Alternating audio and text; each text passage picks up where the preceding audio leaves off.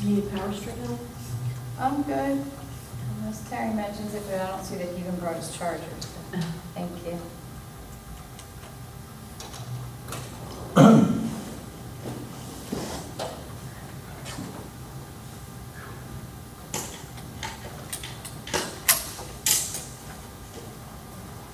Another hot day outside. We're gonna get thunderstorms one of these days. Yeah.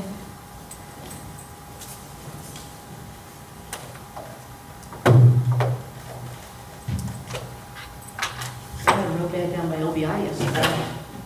Not surprised. Yeah, massive, like hail. But by the time something rolls across, and then if you have cold air coming off the ocean, oh yeah. Yeah. Yeah, that's not surprising at all.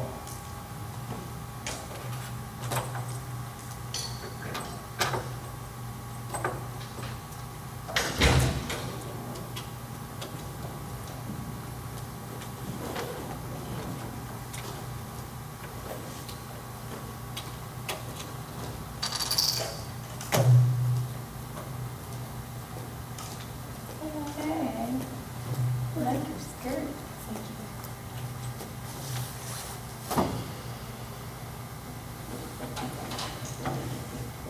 These are new applications. Yes.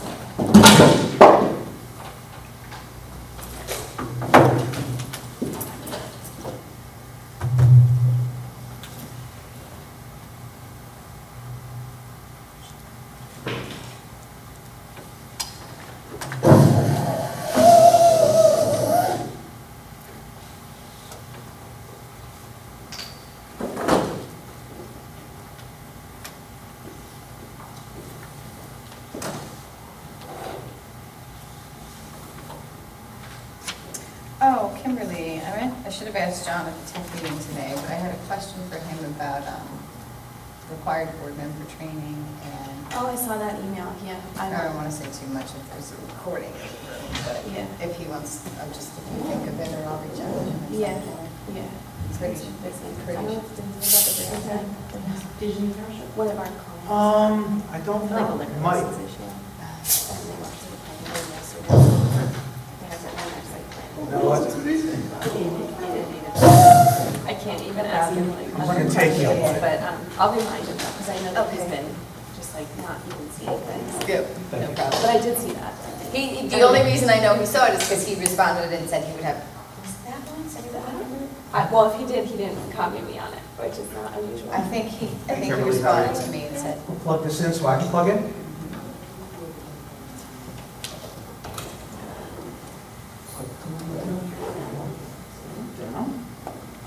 Put that there. Hello, long time no see. And I can get my plug. I'll run away behind here. I'm going to try to look at Berdichev tomorrow. Thank you, appreciate it. I ran out of time today. Never happened before. Oh, gosh. It's not unusual to have busy days, but today, from the moment I got to my overage office, blur. Chaos everywhere. I'm on for correspondence. We found another spot for parking. We're adding more parking. It's approved site plan. Okay. We found another spot for parking. We're adding. yeah, I Dave saw wanted- that letter. Dave wanted to show, Dave gave the client a letter saying, come to show the board, so. To show the board, yeah. We're just adding parking. Yeah, you're getting board approval of an administrative change. Yeah. We have something very similar on tonight. One of the school shuls, they're moving dormitories into another Yeah, building. I'm not, this is the correspondence. Yeah, it's same. Just. Showing it to you.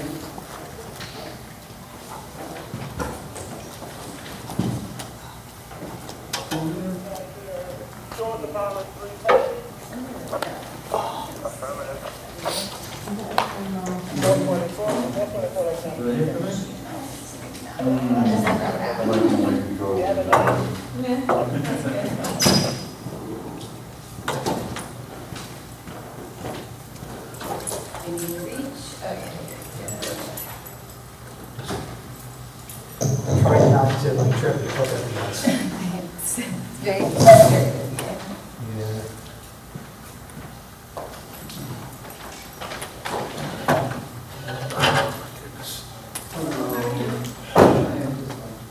Other new, everything is net.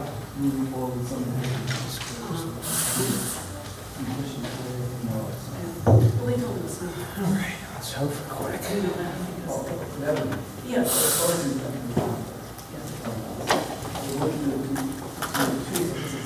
Oh, gosh.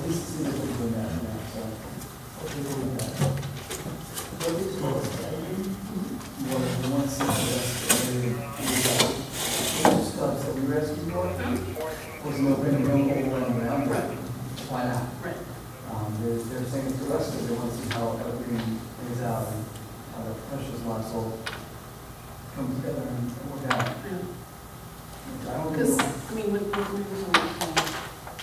the digital Charles session, that, it was, he said the same thing.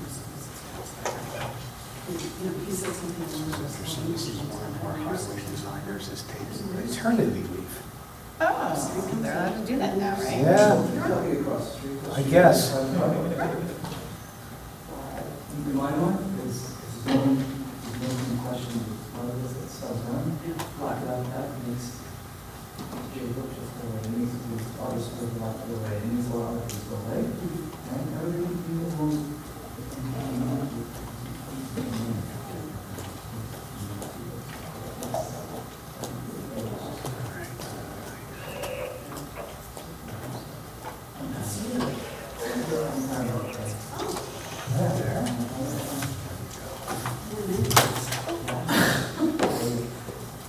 John, you're done there? Yeah. I made an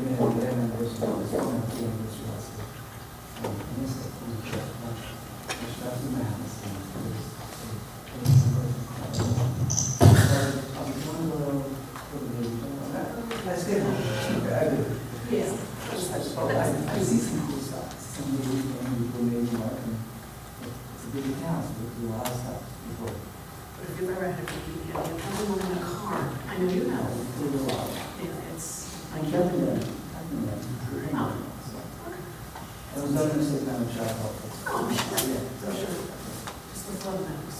Not a good. They have enough as it is. Absolutely.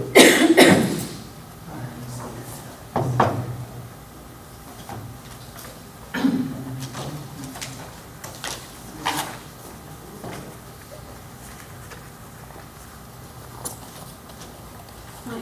Hello. I'm Susan Dean, I represent Harrogate. So I'm on this grant application, which is, I guess, the one in the middle. And I was kind of this afternoon. And this is wrong. It's not 8 to 4 p.m. And you can't see it in the data now. It's 9 to 5. I'm sorry, and what was, oh, wait, you said, and we can't see it on stage Yeah. hearing is the other issue? That's, yeah, but those two things. Okay, do you feel comfortable moving forward, or? No. Okay. No, I mean, it's effective. It's effective on its face. It won't do anybody any good to go ahead. Okay. Do you represent the applicant? or- No, we represent Harrogate, the objectors. Objector, okay. All right. I literally saw this. Who's the applicant's objector? Adam Pepper. Have you spoken to? No. Adam's having a tough week. Is he really? You were there Monday I night. literally noticed this on my way over to meet with my people, like Okay, we'll 2 talk 3 about it hours. again. Yeah. Just to notice approach. Adam, you got some bad karma going there, bud. So I'm like, oh, you know, we've been at this has been around for a while, and no matter how long, every time we should get to it, the next time we'll get over there. Where'd that come from? Yeah, so, all right. Okay.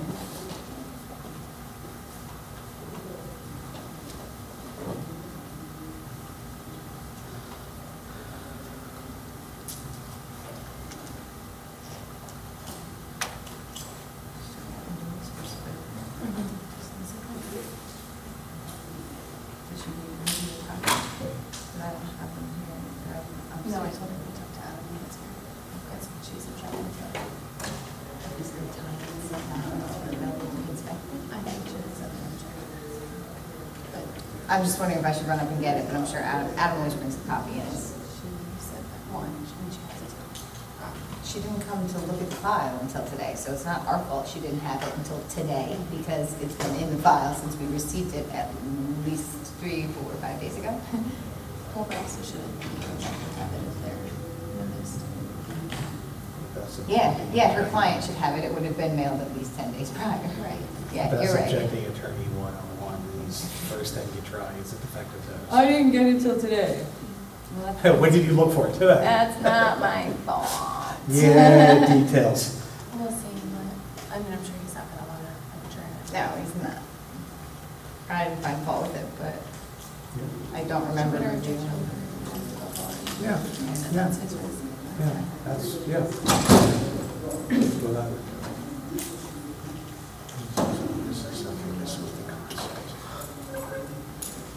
Oh, yeah, I looked at that, and I thought it was kind of funky.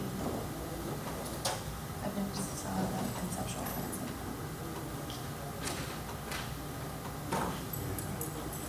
There's a lot of things you've never seen until you get to Lakewood.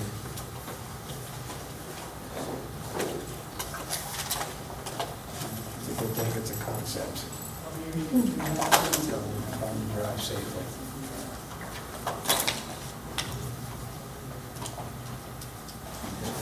This was the one here. Yeah.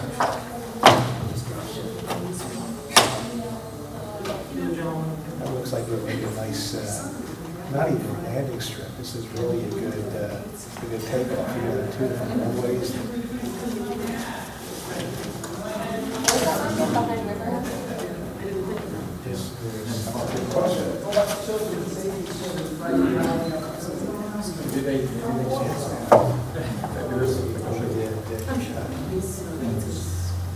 Hey, Brian.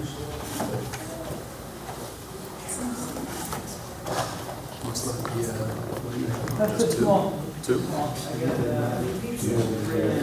I had an address, I could- I think the last administrative line. No, we have some coming in. Oh, you did? Yeah, we're not finished. We're doing a trade with Mueller. And also the street vacation. Is that still out there? Can you go in for some information? Waiting for the master plan. When- They have an area We're here. getting close to the master plan. what did It's they- Western Route. what they said? I don't know what the master plan is going to be. They said September. Okay.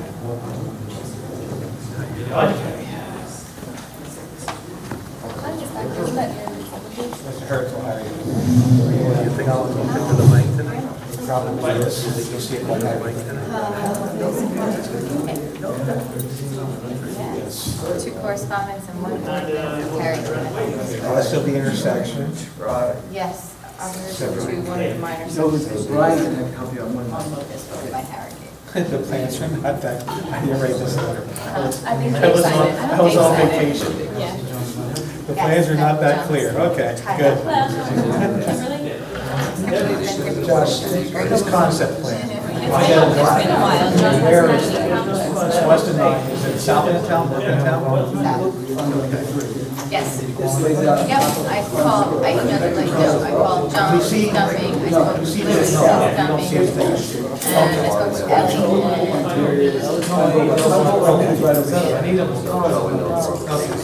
Brandina was like, wait for Rumper. I emailed Ellie and said, we need you for a forum, or texted him, and he texted back and said, okay, send me the agenda. That was the most I heard, I assumed that meant he was coming. Let me ask you, Josh, are you going to I require didn't call him this? because I know he hasn't been coming lately, I'm not.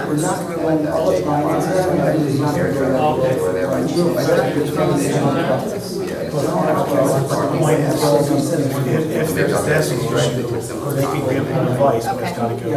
Sounds good. Okay. This is an R20.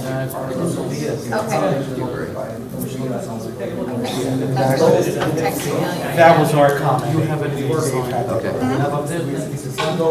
Yes, bunch of Mylars, one set plans. I'm not saying it doesn't make sense, okay? You may or may not be in front of a board. Oh, yes? Congrats. Okay, all right. Ready? Good. right after the meeting. Sure. Let's make it fast. Sounds good.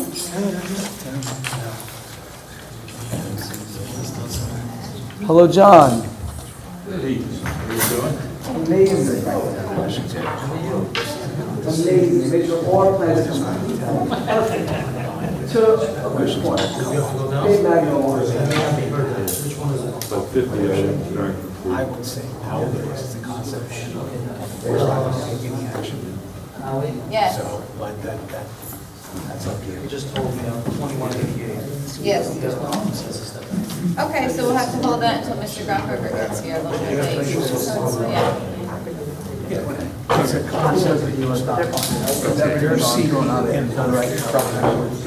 Basically, prior to spending tens of thousands of dollars and a review. You know, guys, what do you think? Okay, already I don't have a And file on. one of the comments we have in our letter, Brian has just talked to Joshua. He's the investigator. It's not going to go this way. Right, And that's one of the comments, but, you know.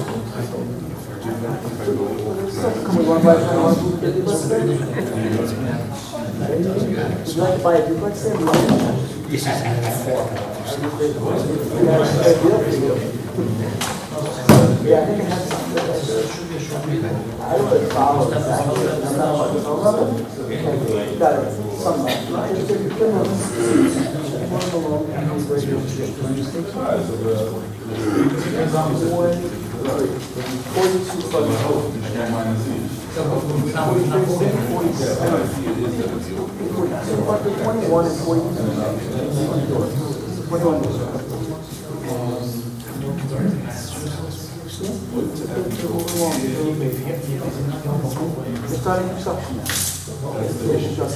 I know I just take that over all the drainage and all that stuff.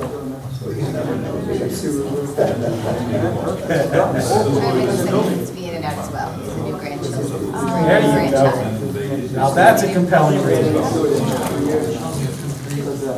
Spend time with your family, adjourn. Have my support. Okay. That we never have a hearing. Okay, and neither can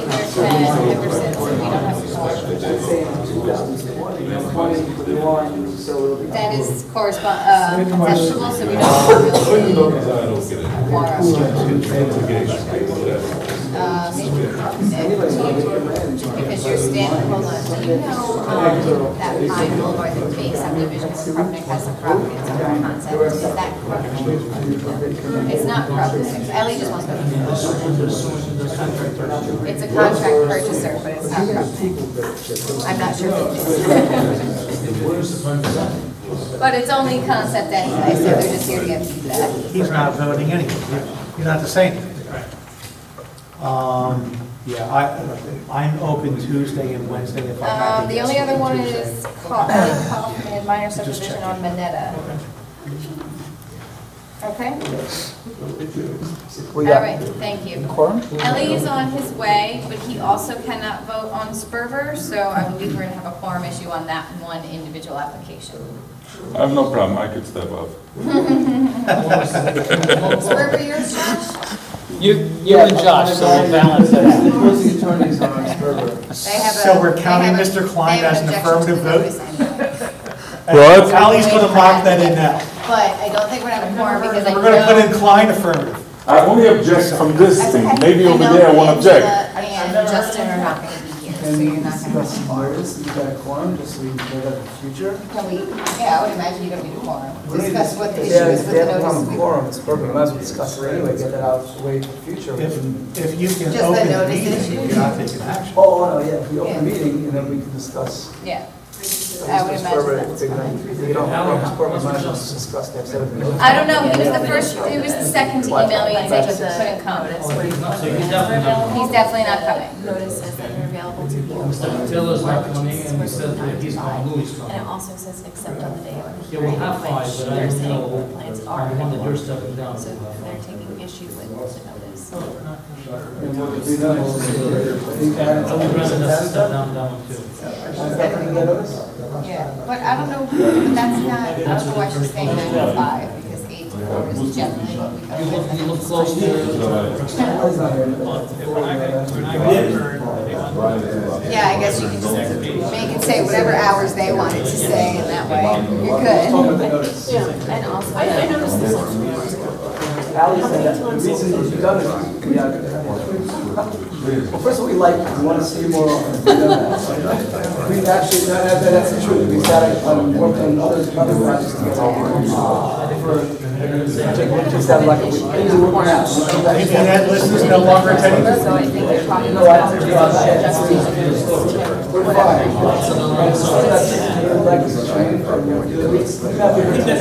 Yeah, that's right. 4, 9 to 5, Allie's hours, those, pretty grand. Brian, But it's what you do on the website. It's What, on our website, what says 9 to 4? It says your hours are 9 to 5. The township or the planning Right board? on your page. No, there's no, we're usually here till 5, so I guess that's what kind of. Oh, 8 to 4, we contract. It's all comes 8 o'clock. Right, but if somebody comes at 4 and it's just gets available until 5. I think that's where the bigger issue is. And it also says that you can't see. That's, I think, a standard format that from all of the notices. I don't know why they say that, because mine are available, but I don't know in past history if they have or haven't been. I haven't seen it on yours, but it bothers me because, you know, no one opens certified lawyers. So everybody in the morning and they say, oh, but I can't go look at it. And I know you can, because I did it this morning. I guess we're gonna have to carry on. We're not gonna have fun with this anyway. You know,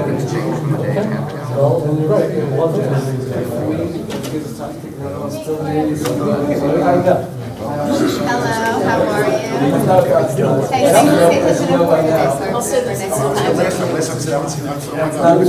I know, I guess maybe you're quiet or something.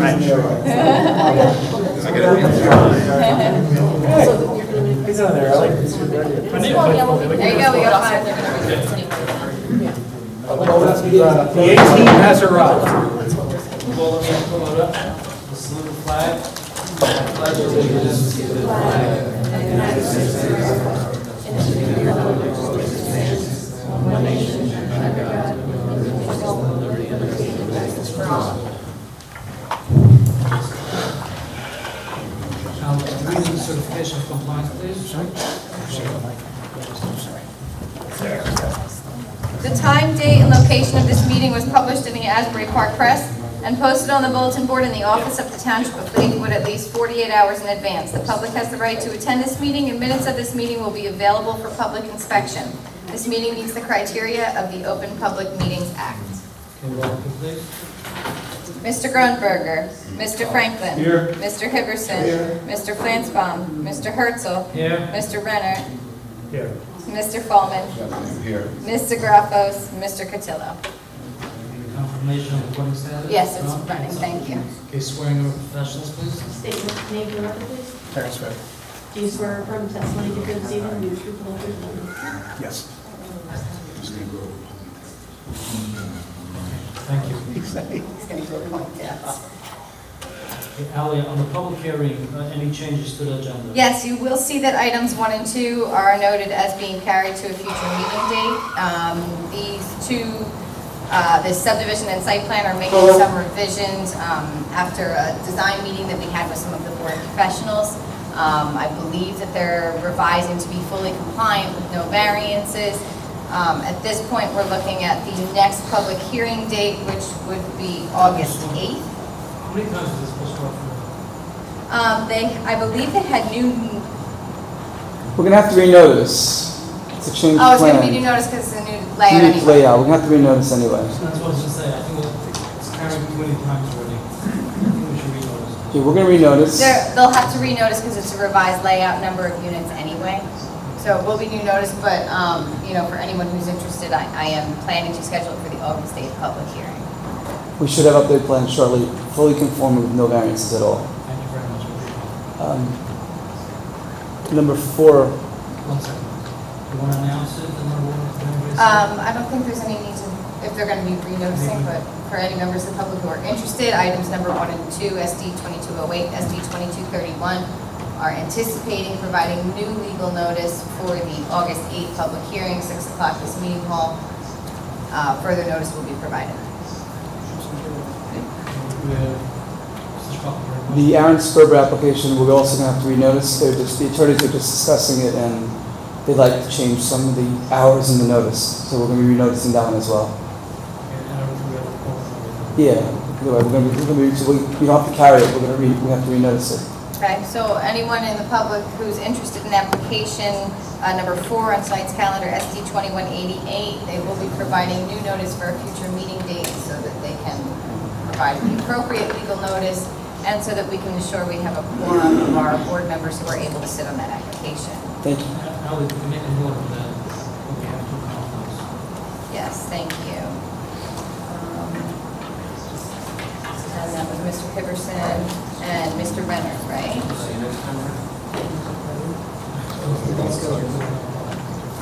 Don't, huh? Okay. Well, hopefully, Mr. Flansbaum and Mr. Grafos are usually here, and Mr. Grunberger, so we should have an easily informed next time. That's where they are. All right, so that leaves us with 2 public hearing items for your consideration. The first is SD 2254 for Ellie Kaufman. It's a minor subdivision to create 2 lots from 2, so I guess it's really a lot line adjustment. I'll let Terry go over any variances required. Sure. As outlined in our July 5th letter, under relief, we had a comment relative to overlap, which they'll be testimony on. Variances that are required appear to include minimum lot area and minimum lot width.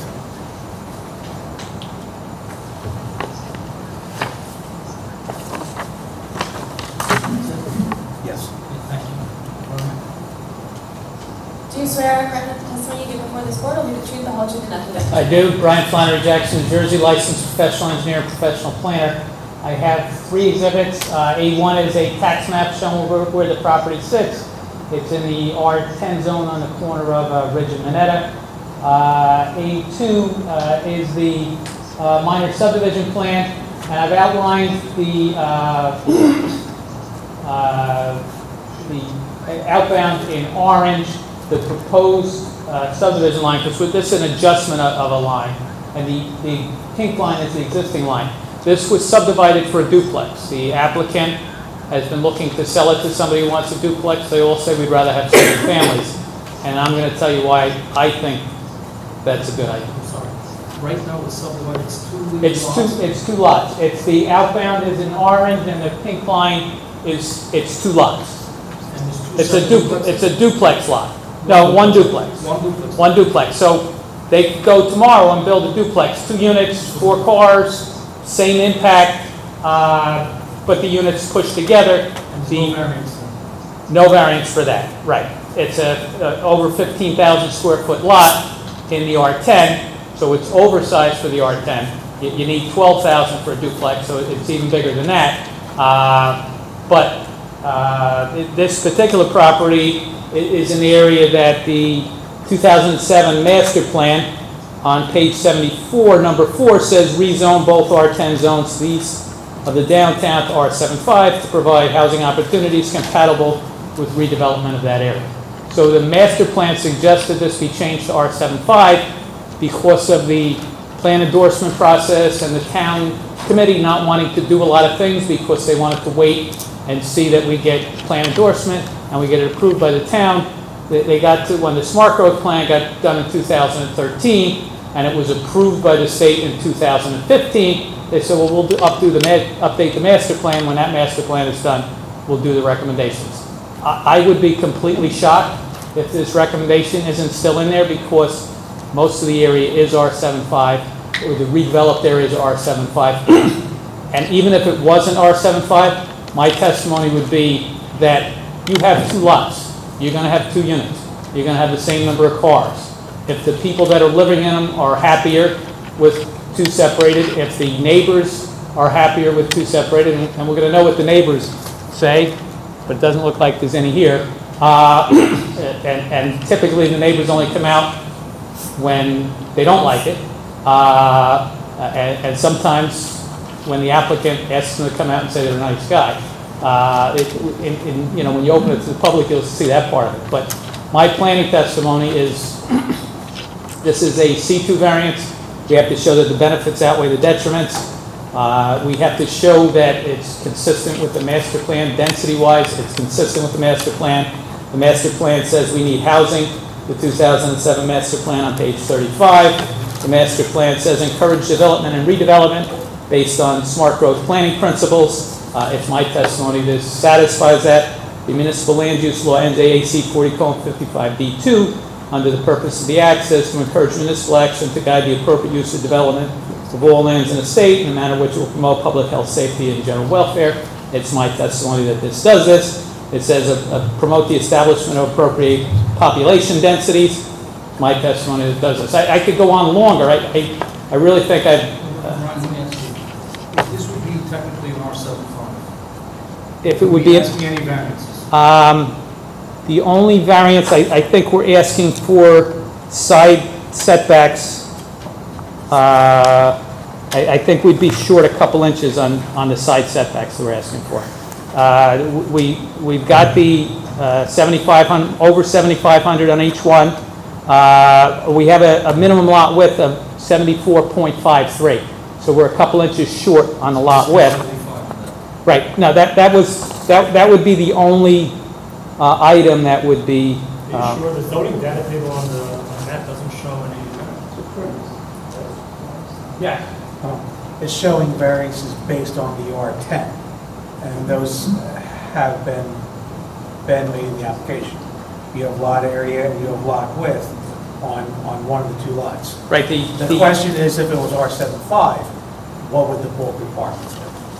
And if it was R75, instead of it being 75 feet, it would be 60 feet. Correct. So there would be it would be completely conforming with the R75.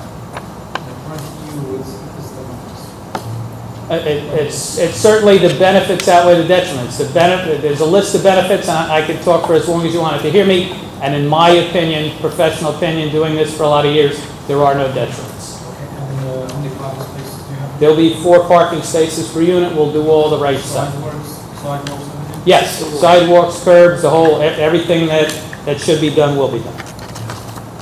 Any questions from the board members? I just want to be sure, so you're not looking to ever come back and ask for a duplex on one of these lots? No. I will promise, I will not come back and ask for a duplex on one of these 2 lots. Okay, we'll open to the public. Members of the public would like to be heard in this application, please come forward. State your name for the record. Shlomo Klein. Do you swear or affirm that the testimony given before this board will be the truth, the whole truth, and nothing but the truth? I affirm. I want to start that I'm not objecting to this application. Just as a short night, even though I'm not objecting, I'd like to clarify some stuff that Brian just said. First thing he says that the master plan, the old master plan, he is heavily involved with old applications that was put into the new master plan.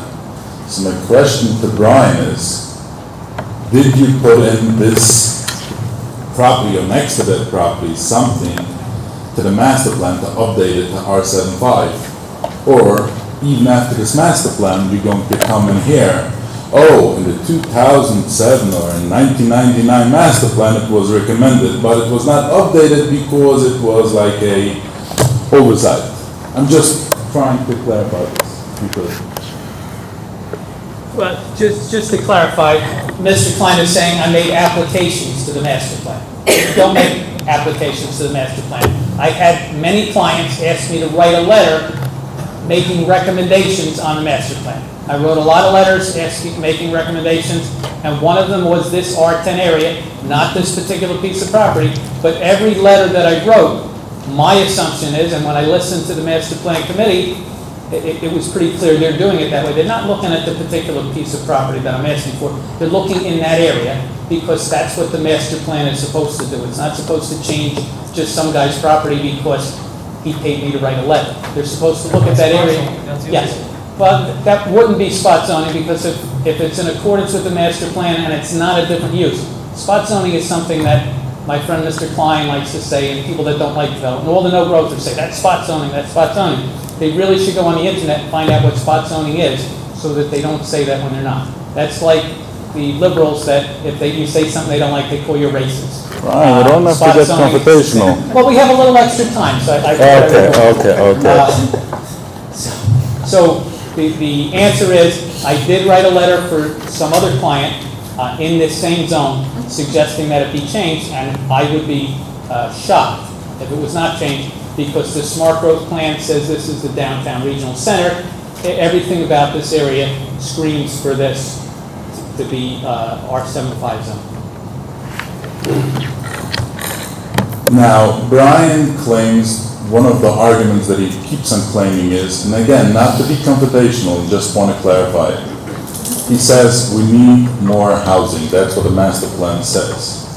I'm trying to figure out if you have a duplex, 2 houses, 2 basements, and you have 2 single-family houses, why will a single-family house, 2, the same amount and the same big as duplexes, will accommodate his argument that we need more housing?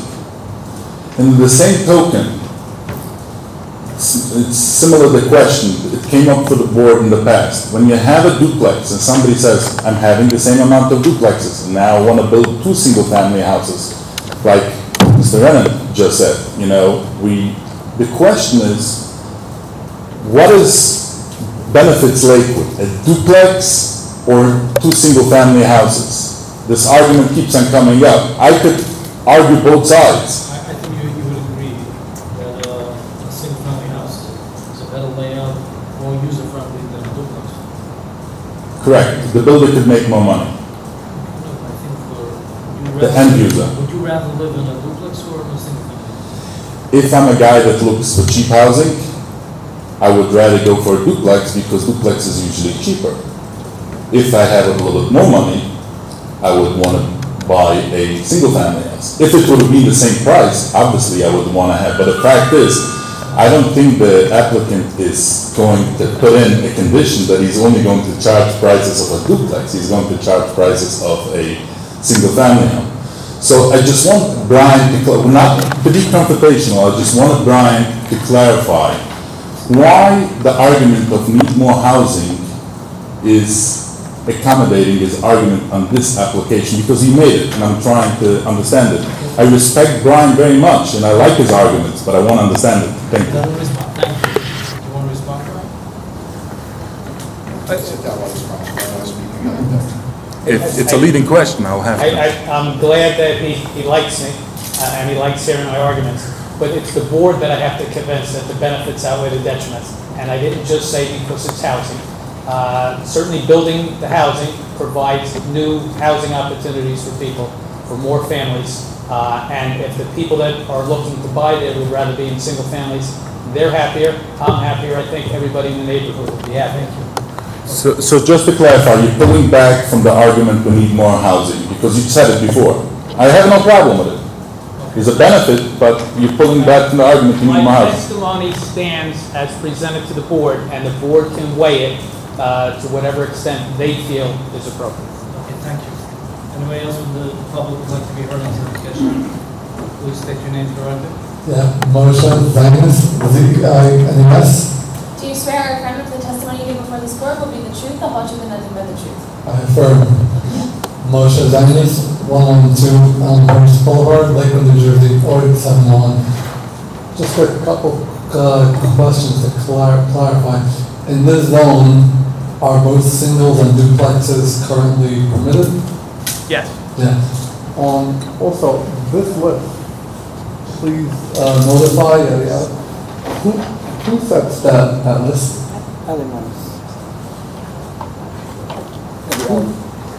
Ally does, the board administrator. So I'm sorry, I was. Yeah, this list, we notified JCP&L and who made that list? I prepare the list of the property owners within 200 feet. The utility list has been existing since before I started working here. I believe the address for JCP&L has been updated a few times based on. Yeah, no, the addresses I understand, just the list of names is saying that it comes from 4 days. Okay, fine. Yes. I just wanted to point out, on this application, I noticed that the front yard setback and the rear yard is 30 and 20, or the other way around. So I would ask that you approve this one, because of some of the options that out there. This is a very good one.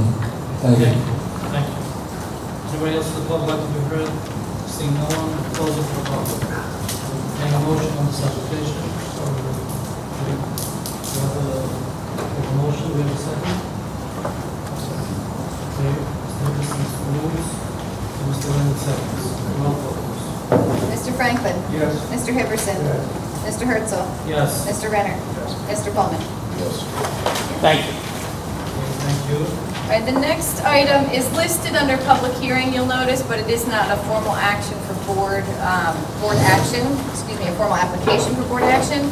It's a concept plan review for a major subdivision for a bunch of properties off of Pine Boulevard, and I was advised by the, And then you have the whole HB7 corridor. So when you look at all of the development that surrounds this, there's no R12. Putting an R12 in there is not going to be similar to what's around it. The 2007 master plan said this should be an R75, but only single families.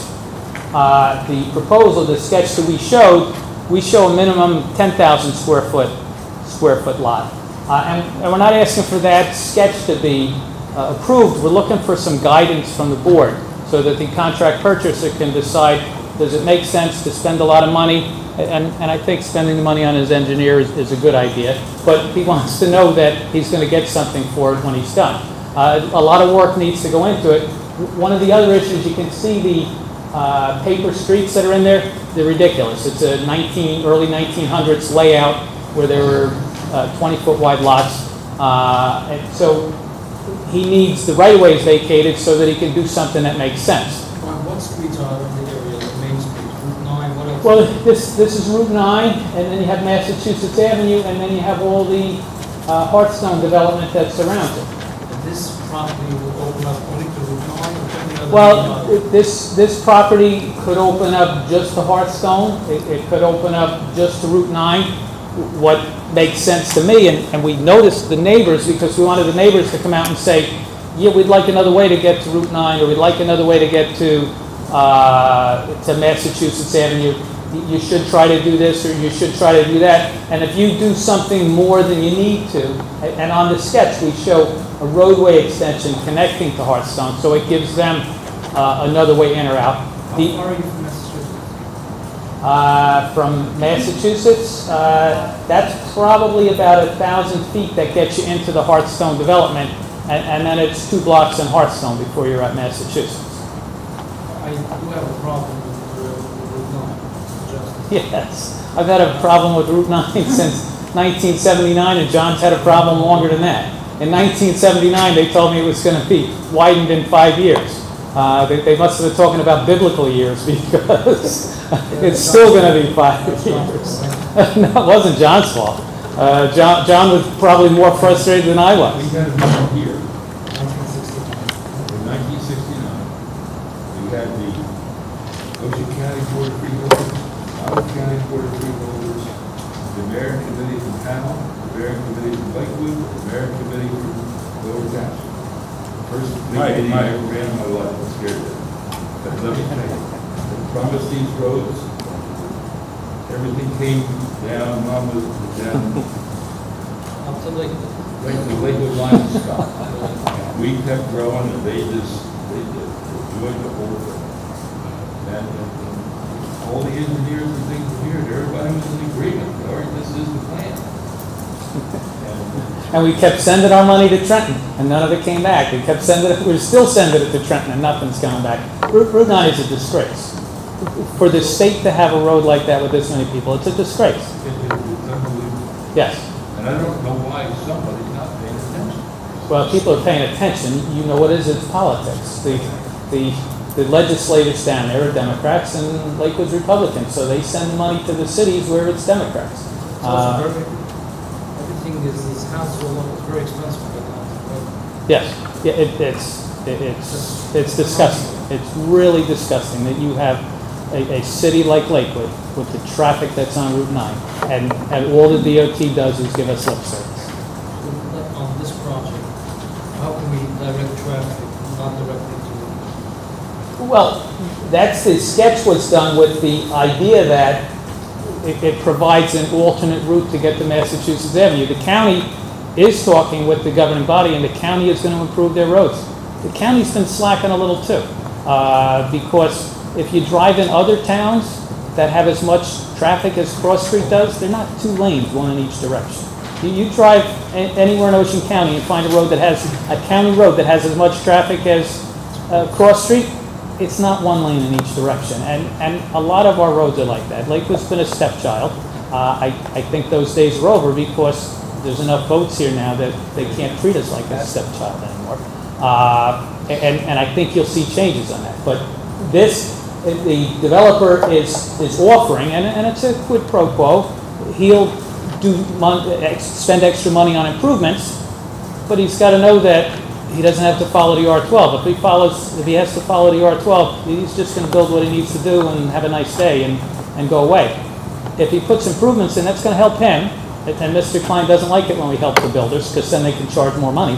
But if it helps the builder and it helps the people in the area and it helps the future residents, it's a good thing. Builders aren't bad people. Builders are good people. You know, there's bad builders just like there's bad everything. There's bad guys that record meetings. I don't know who they are, but I'm sure they have bad guys that do that too. So we're here informally, and we were hoping that the people from Hearthstone would be out because they're usually pretty vocal. And they would say, okay, it makes sense, or it doesn't make sense, or we'd like this, or we wouldn't like that. But, I mean, ultimately it's the board that makes the decision. And we're asking for informal direction. We understand that nothing you say tonight is binding. But if what we're saying makes sense, we'd like to hear you agree. What we would like to get tonight would be a letter from the planning board to the governing body saying, you know, we're working on the master plan, but we've seen the roads that are in there, we don't need the master plan to be done to tell you that road network that's in there now is stupid and you should vacate. And that way at least that process could get started. We'd like to know that 75-foot wide lots, which is typical of what's in that area, the board feels that makes sense, or if it doesn't, if you think I'm crazy, tell me that too. Are you looking for single family or are you looking for? Single family, no duplexes, single family. How many houses are you proposing on this? And how many houses can you build without any variances? You'd probably get 5 or 6 more with no variances. The layout that's there, 10%. 5 or 6 less with no variances. Yes, a 12,000 square foot lot would be 5 or 6 less. 10% of the lots that are there do meet the R12 criteria, similar to Hearthstone, because you get large corners, you get certain areas where it makes sense. And you know, that's, if we develop the plan, that's what we would develop it based on. The minimum criteria that we would go with would be the R10, which is bigger than anything around it. And there'd be 10% of them that would meet the R12. And we would look at making road improvements that improve the area. What would be the width of the streets? 32 feet wide. Chairman, I have a question if you don't mind. It looks like, just for reference on the aerial, part of the property up here, you're ending in a cul-de-sac down here? Maybe down here?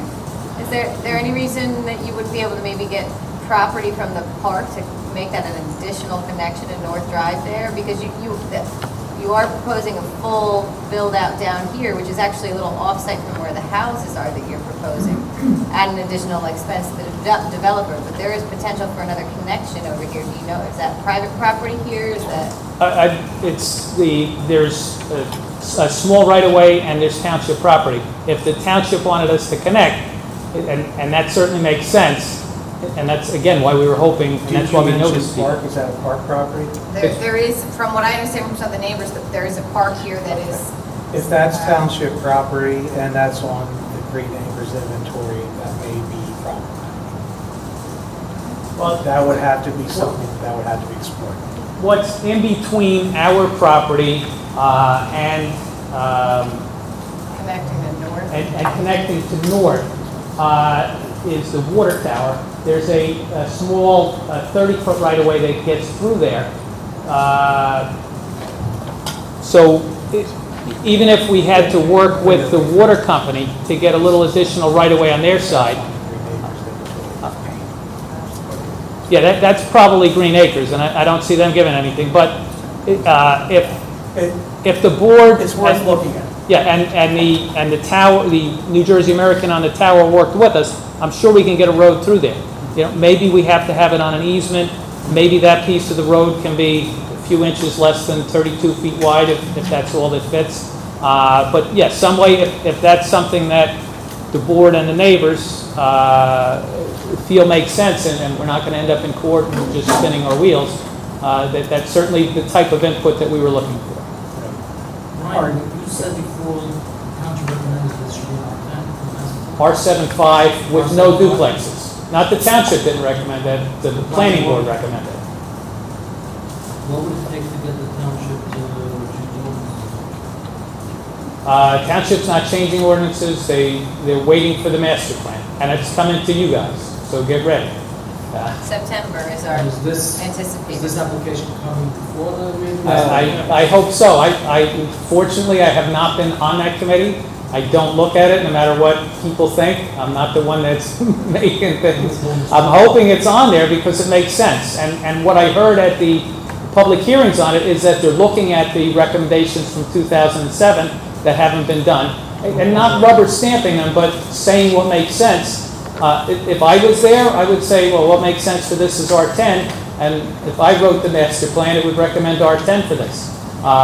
When this comes to the board from the Master Plan Advisory Committee, because that's something else that people don't understand. They think something comes from the Master Plan Advisory Committee, you guys just rubber stamp it, and the guys in the back room are making decisions that are binding. They're giving you a document that they're saying this is a starting point. You look at it, if you want to take something in or take it out, that's your job. That's My personal opinion, we have to really look on traffic, yes. not touch road, not see what can be done. Second of all, if you're coming with variances, you don't want to you don't want to see which is, that's Well, why I asked you. I would certainly hope that the board wouldn't be influenced by seniors who are just no-growthers, who this doesn't directly impact. Well, there is 5 more units. The impact on the senior developments of this project, I don't think is major. Now, if they come and they have some traffic report that shows why it is impacting, then that's different. But if it's just the knee-jerk reaction that we don't grant any variances, the board is supposed to look at, do the benefits of the variances outweigh the detriments? And if the benefits are the applicant spends more money to put in improvements that he wouldn't normally be required to do, and he gets, you know, a bump in the density that's consistent with what's around it. If we were ruining the neighborhood, I don't think anybody could come in here with a straight face and tell me they're ruining Hearthstone by putting in 10,000 square foot lots. They're all on 8. And it's not just Hearthstone that's on 8.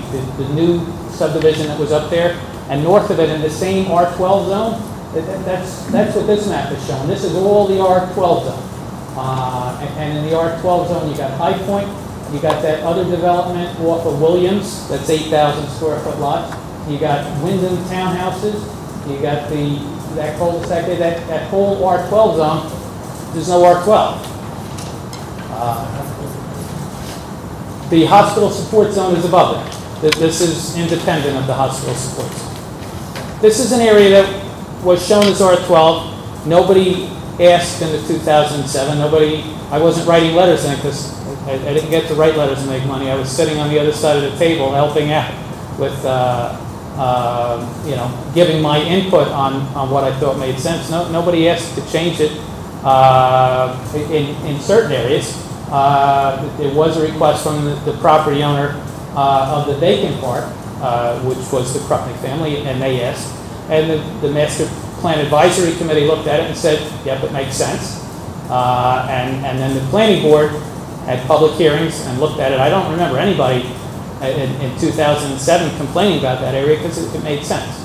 And if it hadn't been this whole plan endorsement process, the Township Committee would have done like they did with the 1999 master plan. They would have made the zone changes in the report, and this would be R75.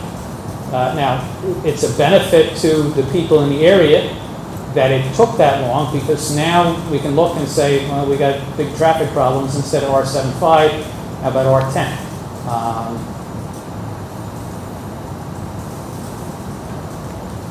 Any other questions or comments? My only comment would be, this is a large-scale project, and I think that my personal opinion is that the board should stick with the zoning that's here. Unless other direction comes, through the master plan, through the township committee.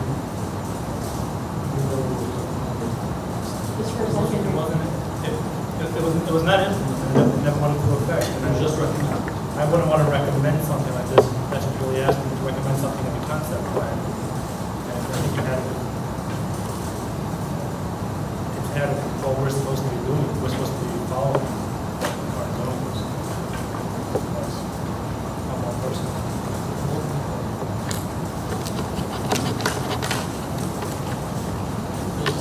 Oh, well, I mean, you guys have your own opinion. I mean, Ellie knows how I feel, that you guys are governed by the municipal land use law, and the municipal land use law says you look at the benefits outweigh the detriments.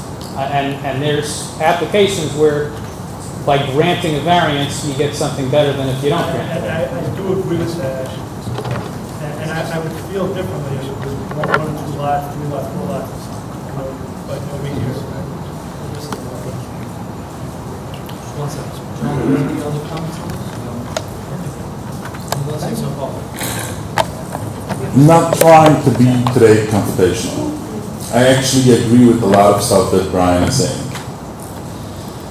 One of the things that he's saying, that with granting him a little bit leeway, variances, and it helps out the neighborhood, it's a good thing.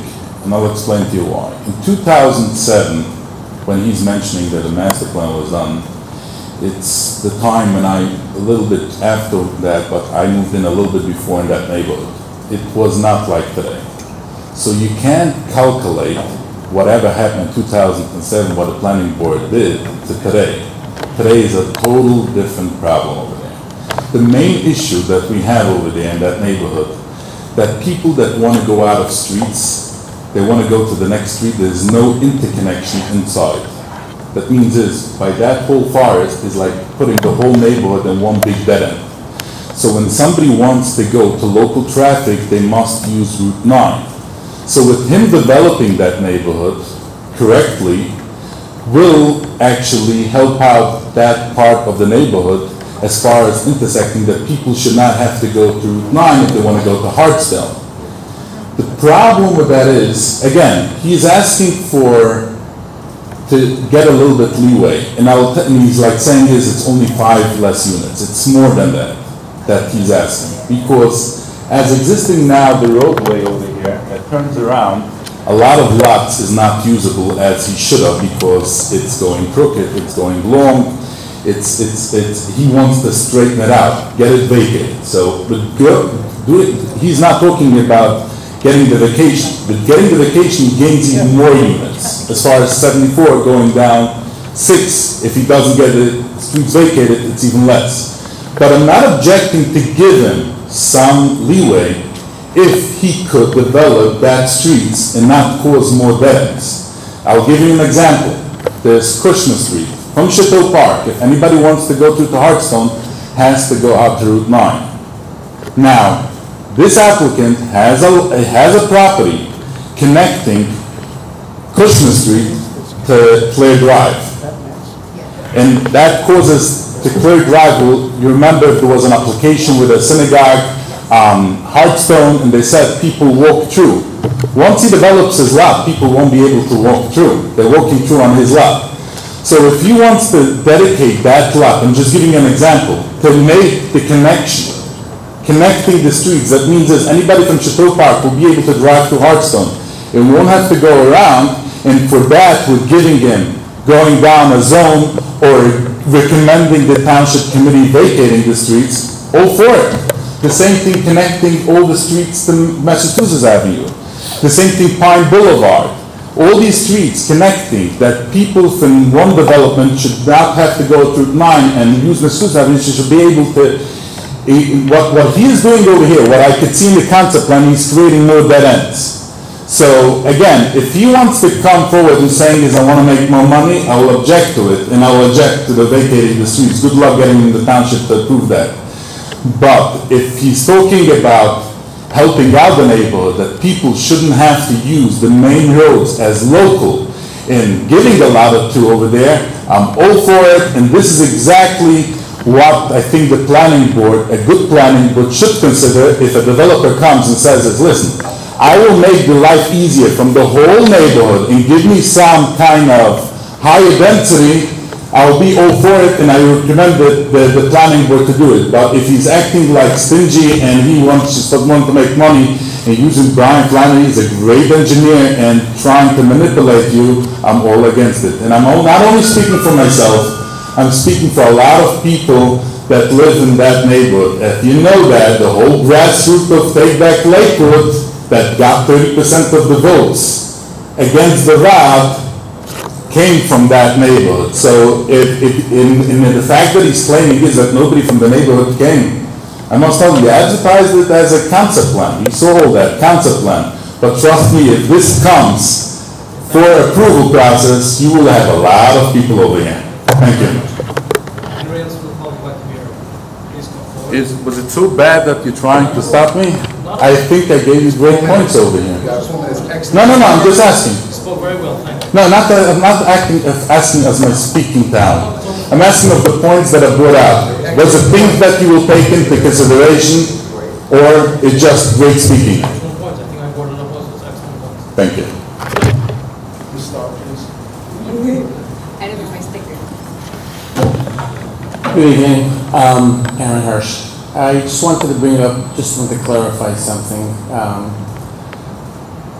Mr. Flannery had brought up a point about the benefits outweigh the detriments, and also made another comment that the seniors are anti-development. Well, we have to consider two things. Number one, whose benefits is it for? Is it, because basically the planning board is supposed to do what's benefit for the town, for the people that live there, not for someone that's right the best. I get investors are allowed to make money, they invest money, but not to the detriment of the local people. As he said earlier, Cross Street became a disaster, and the county is not touching that for a few years. They're in the beginning stages. I spoke with the county.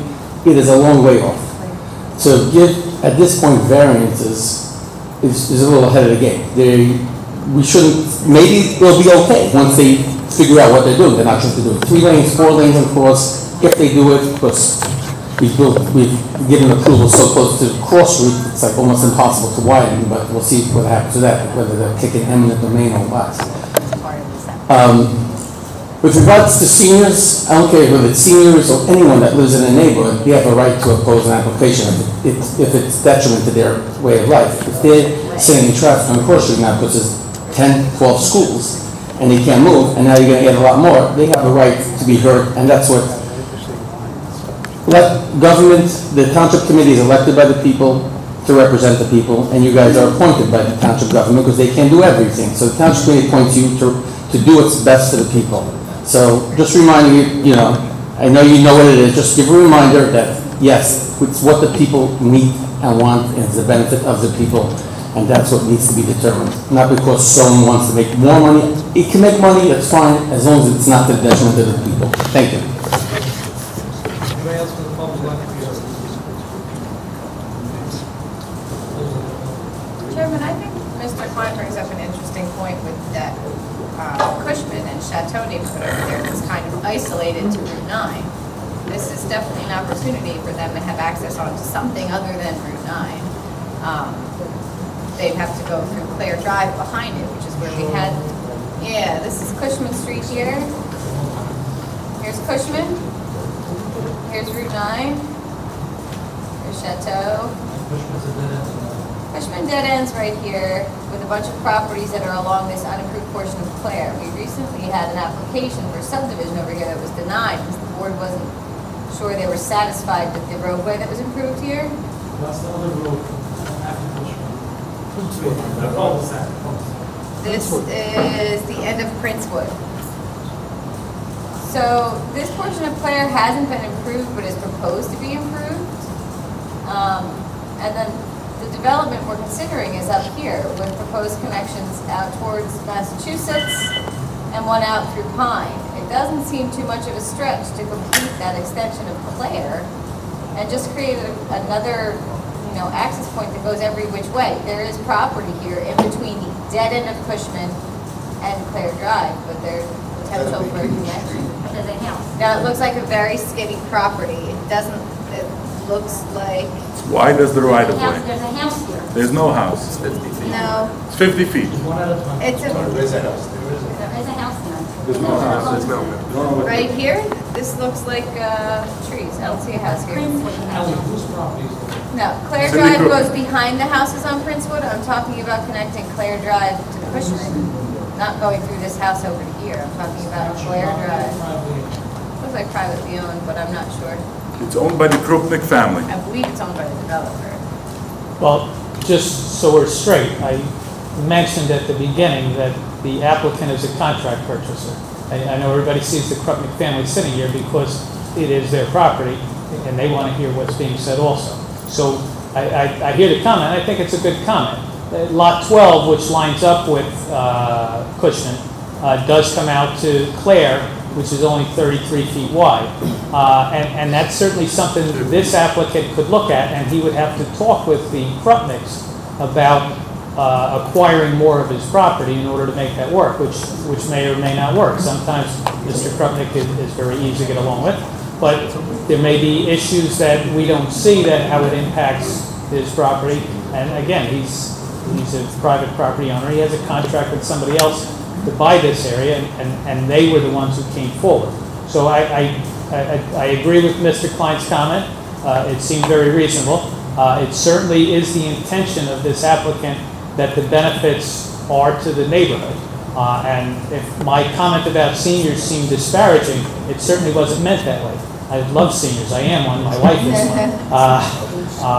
But I was referring to sometimes the senior communities just come out and say no. They say no to properties that aren't near them. They also come out sometimes and they have very good points. And if they have good points, the applicant would need to address it. Then again, Brian, you're asking for variances. Do you want to go down the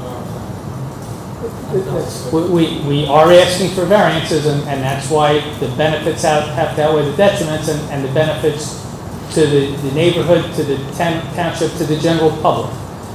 It is in your best interest to try Yes, to acquire yes, property. yes, and that was a very good comment. It's a shame there weren't more people that saw this and said, well, it's a nice night. An applicant is looking for comments on a concept. If we had more good comments like Mr. Klein's, we'd have more things to look at, so that if the applicant goes forward with it, he could come back with a plan that the neighborhood would say, yeah, this does make sense to do that. But the one issue that Mr. Klein brought up about not vacating the roads, if you look at those roads, they all have dead ends. And I think Mr. Franklin can tell you, as the old public works guy. This is the property here. Which, Brian, show me. You show it on Google Earth where the... No. This map shows the dead ends. There's a loop road through, and then there's 4 dead ends. And the suggestion that, they should be built and houses should be built on them.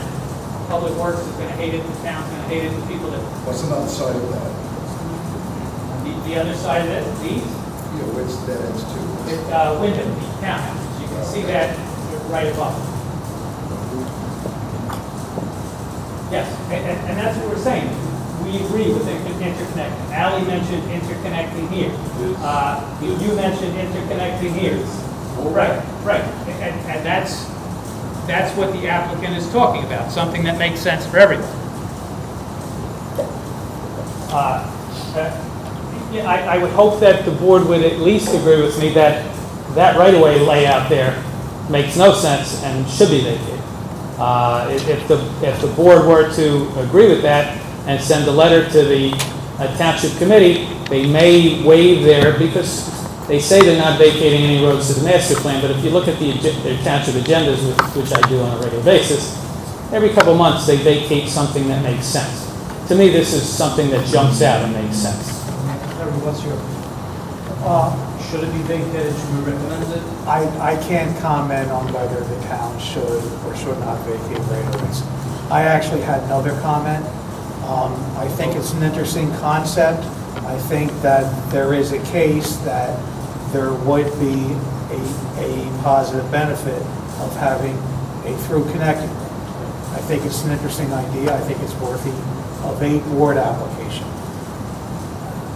Hearing about R12 versus R10, the planning board could look at variances on a bulk basis for R10 size lots if it doesn't create a density variance.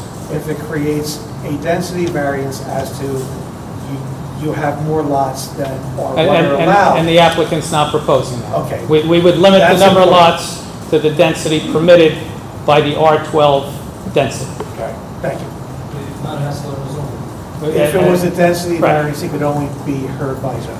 Right, you take the area divided by 12,000 square feet, that's how many lots the applicant wants. Just one more point. Again, I'm not objecting to the concept, I'm just bringing out points. A lot of these roads are 60-foot wide easements. I'm talking right-of-ways. So when you go for township and vacating, he's vacating a 60-foot and he's getting a 50-foot. So he's doing something, he's getting something in return as far as roads. When you were considering asking the 32-foot wide road, you could always ask a little bit wider roads, as Lakewood has a problem with roads. What? The right-of-ways are. Right, but if we're going to redesign the roads with the easements and all that, he's going to create new ones, it might be a good idea to ask him to ask not the 30-foot wide roads, he's asking for variance. I'm only bringing out the point is, if he's looking to get something from you guys, to create something better from the neighborhood, we should look into getting a little bit wider roads when he is... Wider than 32 foot? He's going to go to the township committee and ask to vacate roads because he's doing a new design. And he's asking you guys to give him the hefsha, how are you saying it? So, what? The blessing. All I'm saying is, it's not a bad idea if he helps out the neighborhood.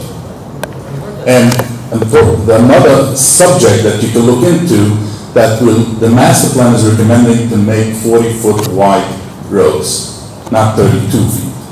So this is one project where we could eliminate this congestion that buses to be able to go through and tell them, listen, put it to begin with, 38, 40, like this, we are giving you something, give us something.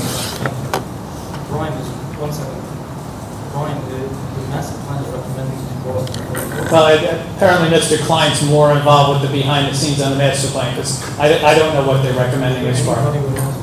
They said at the last public meeting.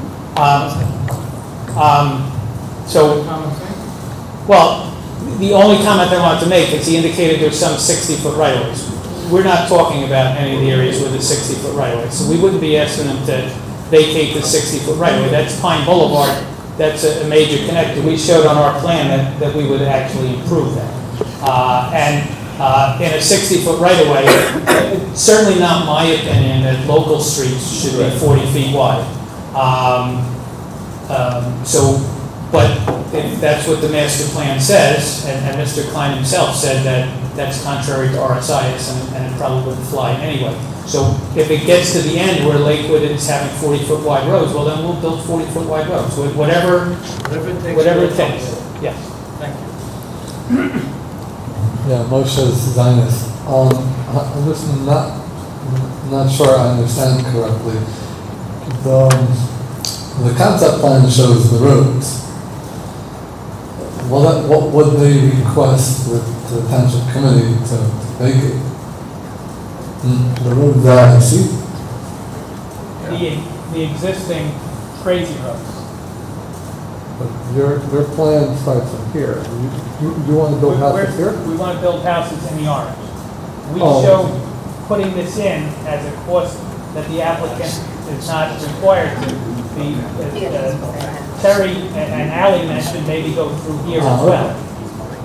Here's what they're proposing. Right, that's the proposed thingy. You compare the squared off roads to the silly rounded road that ends up there. So they Oh, have to okay, so vacate that's the those current ones and and then. then rededicate you right away to the other places. And we would rededicate something that makes sense after the engineering does a lot more work on what makes sense for the neighbors. So let's say you do that plan, Yes. why would you insist on having a cul-de-sac? We're not insisting on that as being a cul-de-sac. There's inadequate right-of-way to do a full road out to there. That was the earlier comment from Ally and Terry, that maybe we work with the water company and get an easement and connect that as well, if the neighbors feel it's a benefit. Some of the people that live in that area are going to say, well, I don't want anybody. I understand. So it's a balancing act, and we were hoping to get more input on that. Right, so I just have two other things. One is, when they were talking about the shul on Princewood, the guy who had the Shabbos shul and wanted to make it during the week, when they mentioned about making a road from Chateau, Mrs. Weinstein had said that it was very, very wet behind there, and that was why no one ever made the road. Do you know about that? Is there a wetlands behind Chateau Drive? You don't know that? Okay, I thought that was mentioned. I know, there's no wetlands there. Okay, I thought that was mentioned. And so just the one other idea I have, just a suggestion, because you had mentioned the possibility of buying land, this and that. I just have a wonderful idea, like they could do what they did at the Oak Street corridor. There are other property owners who say we're not interested in selling to you, we want to keep it. Perhaps this applicant and the other owners could make a joint venture and make something that works for everyone with the roads and everything like this. Just as a follow-up to what I was saying before, and more I'm thinking about it, more I'm liking it if you could open up streets over here, there is something maybe that the board could give. So then you're coming around to, there could be benefits that would outweigh the detriments of granting. It's not just a little benefit. Oh, yes. It's a monster benefit. Now, usually, you give like an inch. Yes. Here it's like feet. You want the whole hand. My question If we give the hand, you'll. No, I'm coming around a little bit, but really my question now is, the township committee goes ahead and vacate the property, what holds the applicant's feet to the fire to come back? Because he either needs a zone change, which is recommended by the master plan, or he needs an approval from this board. Vacating those roads doesn't get him that sketch, it just gets him one big piece of property. He's probably better off, if he decides to just build, he's probably better off with this silly arrangement that it is. And Ron, don't ask me his question. If the township vacates the property, then you just come back with R12, not asking for any variances, and you got more houses. So you know, I think that's what you're asking. Yeah, I want to be sure that this is really going to help, because it benefits the applicant, because the applicant, if he gets direction from the board that giving some benefits, he'll get some variances.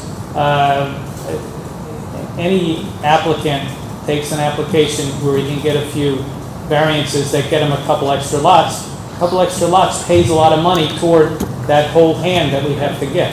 If he comes back with R12, he doesn't have any money, so he doesn't get. Yeah, but that's what you're saying now. But what will hold the applicant's feet to the fire to say, okay, don't come back with R12? And he asked that when the township vacate property on the condition that they build all those roads, okay? I think those kind of conditions are not permanent, so it doesn't mean that they will necessarily come back. Of course, it's a benefit to them, and they would want to come back, but I don't think there's anything that would require them to come back. So normally an application would be done. You could do the approval and then vacate. It would be subject to getting. Right. vacation. Terry and I were just discussing that, and I think we've seen that typically more often, is that an applicant will come in for, even if it's not on this scale, maybe a minor subdivision, and it's conditioned upon the vacation of a certain piece of right of way, and they do the approval first. Well, in the past, the applicants have felt comfortable that way because when the board looked at it and granted approval subject to vacations, the township committee gave deference to the board's opinion and they vacated the roads. They don't do that anymore. I would like a vacation subject to putting it somewhere. Brian, How about a happy medium? Chairman, if I may, don't, in my opinion, it seems like if you go to the committee and say, whatever the planning board says, planning board thinks XYZ is a great idea, you're going to the committee saying, please vacate these roads.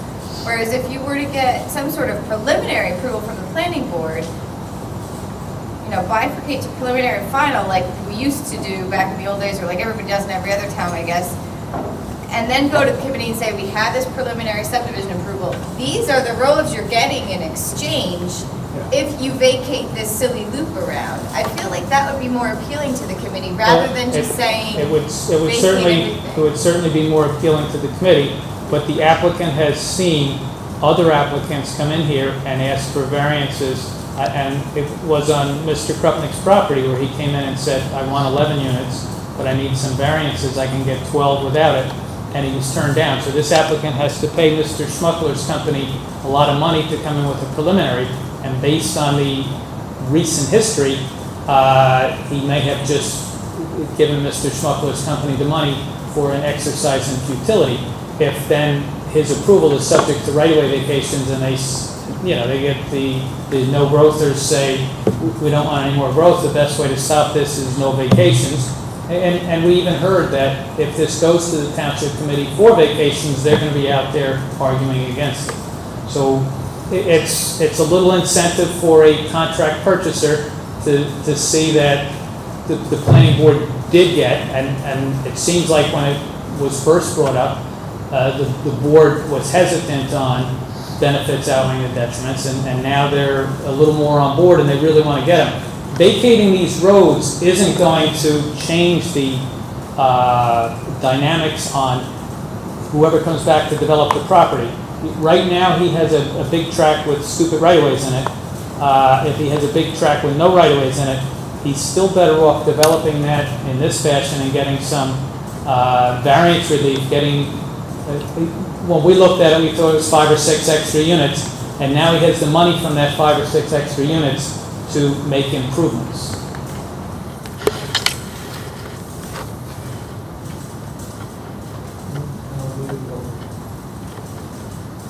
Any other final comments, questions from the board? You get a concept plan that shows, The streets going through. Shows the streets going through, shows the R10, and then maybe that's something that we'd be more comfortable with telling the community. I'd be more comfortable. That's what kind of, I'd be more comfortable saying, this is what we get, this is our concept plan. No. But other streets as well. Yeah. Okay. Thank you very much. Thank you. Number 5.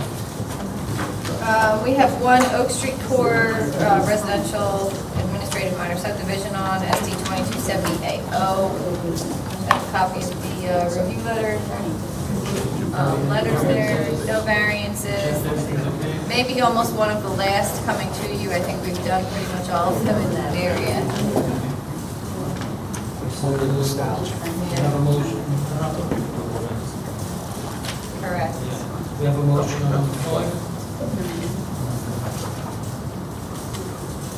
Or even all in favor. I'm not sure if you take a formal motion or not.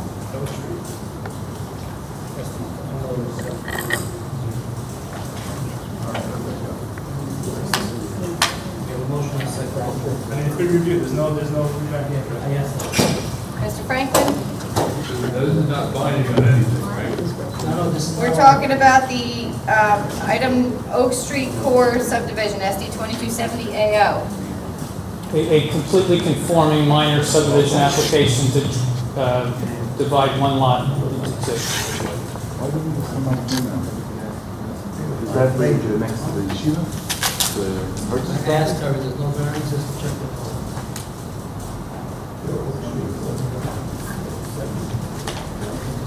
I have a motion on second. It's gonna have sidewalk. Yes. Mr. Hipperson? Mr. Herzl? Yes. Mr. Renner? Yes. Mr. Coleman?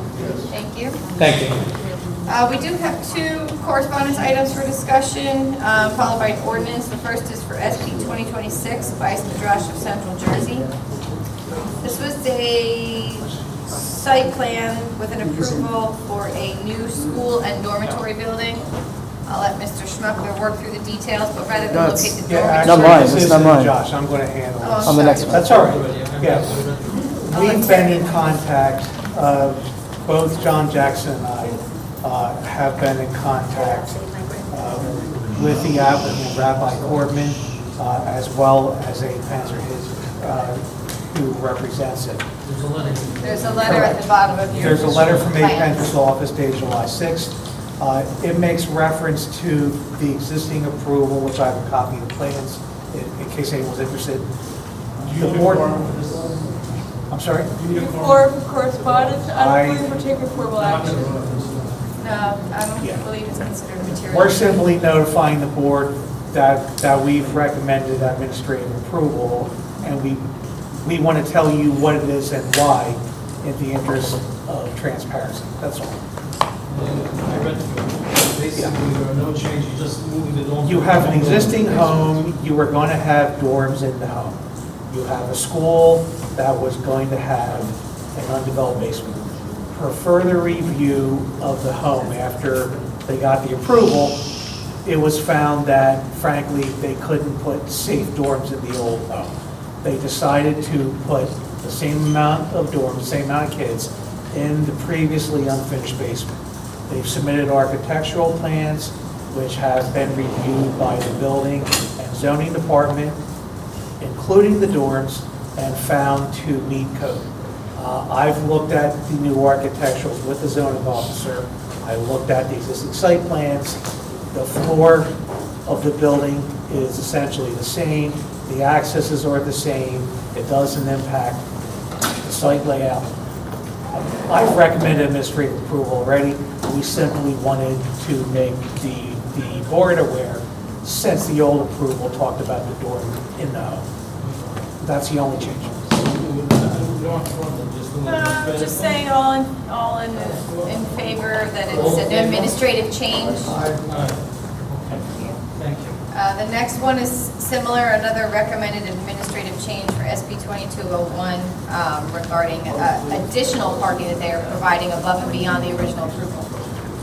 Very simple. And this is Josh. I gave him such a plan. We've actually found an area to add an additional 5 spots. Terry's office asked us to show it to you, and we're adding 5 more parking spots. Nothing, no variances, no waivers, nothing. Just we found another spot for more parking. It's a site plan that we're. We don't have a problem with it. Again, we want to make the board aware.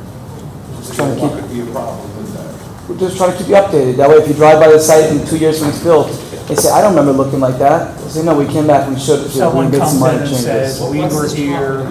Rockford Circle, on Delaware Trail. That I know, you acquired new property? No. We found it while we were working through compliance. No. We found an area where initially it was grass. We're like, this is not really the kitchen entrance. To start off with, the kitchen entrance is on this side. So we wanted to keep the janitorial staff and kitchen staff and delivery trucks to be separate from where the kids and buses are. So we started thinking of like an access way. We're like, 1 second, we can put some parking spots there. In Lakewood, when you find space, you put it. This is the school, elementary school. So we found a place to put some more parking, so we'll put more parking. It's on the side. The main parking lot's over here. Bus is a nice, very large bus pickup and drop off separate. Nothing from this at all. No, nothing. Just adding another parking lot. Not very, pretty simple. And if anyone has issues, let us know. Thank you. Could I just say something? Like, I know you voted on it, I'm okay with it. I'm just saying is it looks like they're doing another school in the building. It's okay. Or renting it out that they can. They need some extra spots on that side. But it's okay. That's not what the board's acting. Correct, Mr. No, Shepherd? not at all. No. Yes, Okay, the next, same application from before, just adding parking. Not Adding getting parking, any variances or anything else like that? nothing else at all, no, straight up added parking. And we never had a parking variance in the first place. And that's what we voted on. Yes, we're just adding some more spots in the additional place. On the record. Thank you. next up is an ordinance from the committee for the board's review and recommendation for consistency with the master plan. I did ask the committee and township manager to send someone to walk us through it because I wasn't very familiar with it, but Terry says that he's comfortable and understands what it's proposing, so that he'd be able to do that instead. This is a model Ryan Perry zone ordinance. I believe this is because of all the cross-acceptance work that the township has been doing with the state. Mike. Okay. This is a model ordinance which other municipalities who are interested in environmental conservation, they have adopted. You've probably seen applications that we've done in the past, and will comment based on environmental mapping that there may or may not be a Category 1 buffer. A Category 1 buffer is the most restrictive buffer. There are waterways in the township that are part of or connected to the north branch of the Mequetacon River, which is designated a Category 1 waterway by the state. These are existing state regs. The ordinance is simply a planning procedure that if there are properties that are within mapped zones that could potentially contain these waterways and buffers, that there's a procedure that's followed by any applicant or builder as to what they have to do, if anything, to comply with those regulations. I just asked for just information purposes. I started looking at this ordinance, and it was a lot of pages. What is it not exactly, but in general, that the applicant will have to do different than the existing, whatever's existing now in the ordinance? If the applicant's property is within an area that is mapped to potentially contain a Category 1 buffer, he will have to follow reasonable procedures to either indicate that the buffer does not exist or that it's exempt from the state regulations, or that he will have to seek relief from the state itself. It's meant as a mechanism to basically, I don't want to use the word catch, but to be proactive when projects are built, that if there's a potential issue with the buffer, that it's looked at in the planning process. There have been projects in town where the engineering department has had the state come in and say, well, this project may be part of a Category 1 buffer. Now, what's happened after the fact is there have been studies done that have indicated, no, it's not, or it's exempt, and here's why. The riparian buffers are not really cut and dry. You have maps which indicate that you may have a buffer issue, just the way you have maps that may indicate you have a wetlands issue, you may have a wetlands buffer. You need a field investigation to determine whether that is or is not correct. This board has seen applications where we have a state map, which if you follow the state map, indicates, based on the map, you have a buffer going through a property. And we've had consultants go back and say, we've looked at the property, that's not the case, and here's why. And Josh has been part of some of these projects. Just one example, if you have a state map that shows a waterway that comes across a property, then that buffer may extend. What we found in certain applications, they've gone out and they've looked at the water bodies and they found that the map is incorrect, that the water body actually doesn't start back here. The water body actually starts here, and therefore there is no buffer, or the 300 feet extends this way and the project's not impacted. That's one example. If you look at the model ordinance, there is a section G, beginning on page 5, that talks about exemptions as to, okay, this is the model ordinance. What are exemptions that they would still be allowed to build?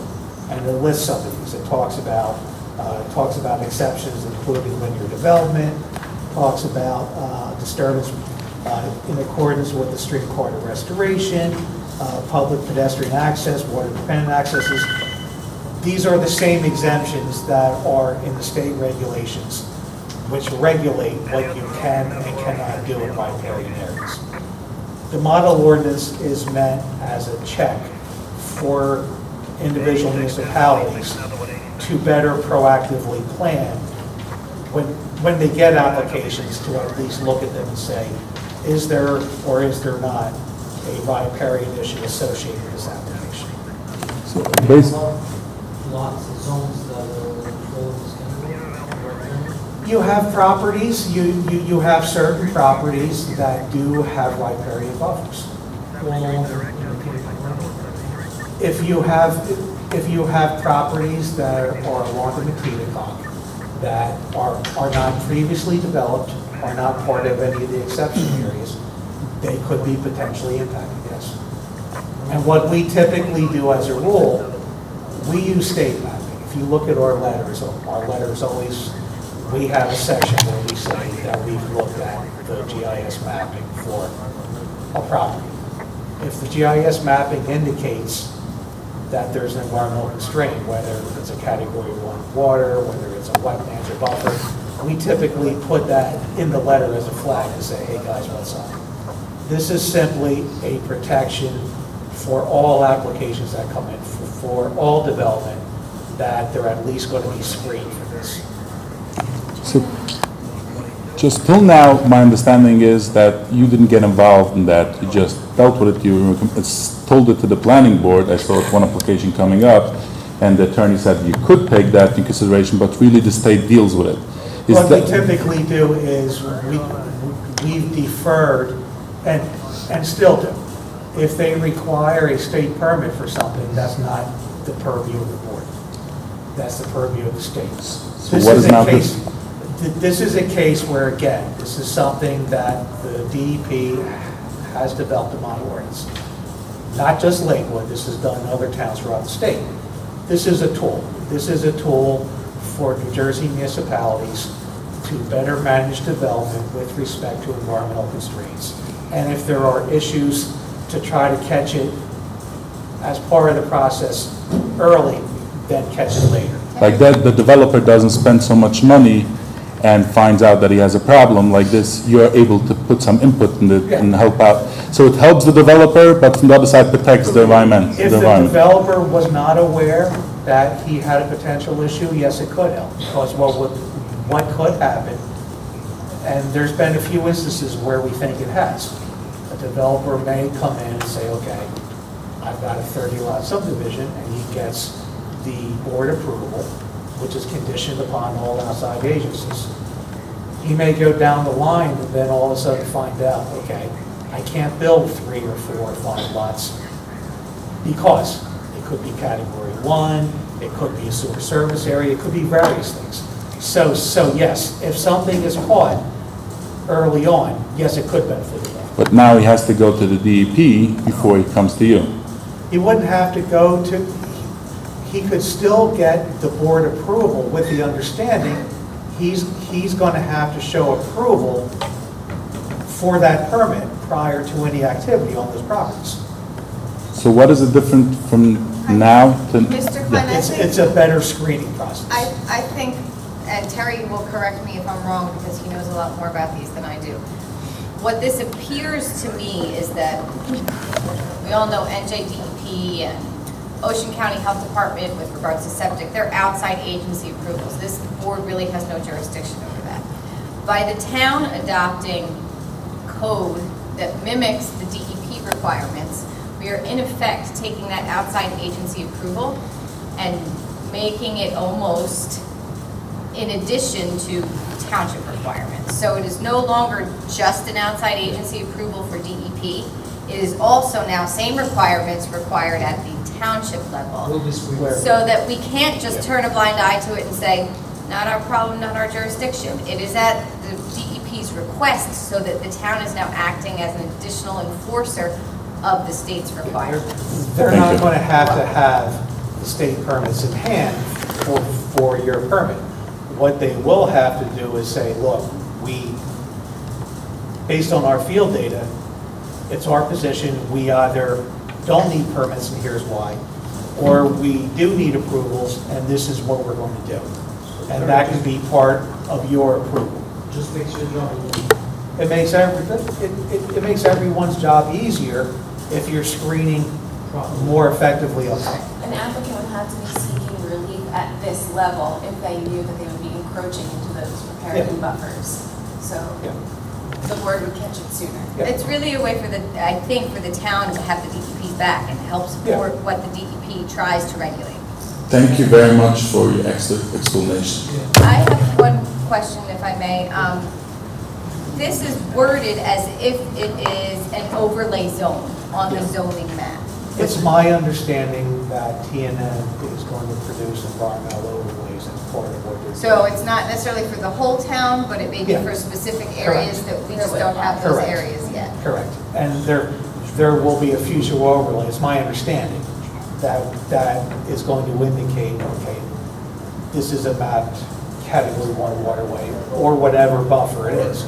There are buffers besides that. And if we have that map, and if we look at an application, and we have a comment that says, okay, this property appears to be situated within part of a buffer, then we can have, as part of our review comments, the applicant is going to have to address compliance with the riparian ordinance section, blah, blah, blah. And it's something that's going to be part of the application. Even though they're still going to have to get the state approval, you're going to be looking at it. They're going to be telling you how they believe their project complies. Thank you very much. Do we need a motion? Yes, to whether or not the board finds it to be consistent and recommends the the township committee to adopt it. We have a second. Mr. Coleman, second. Roll call, please. Mr. Franklin? Yes. Mr. Hibberson? Yes. Mr. Herzl? Yes. Mr. Renner? Yes. And Mr. Paul? Yes.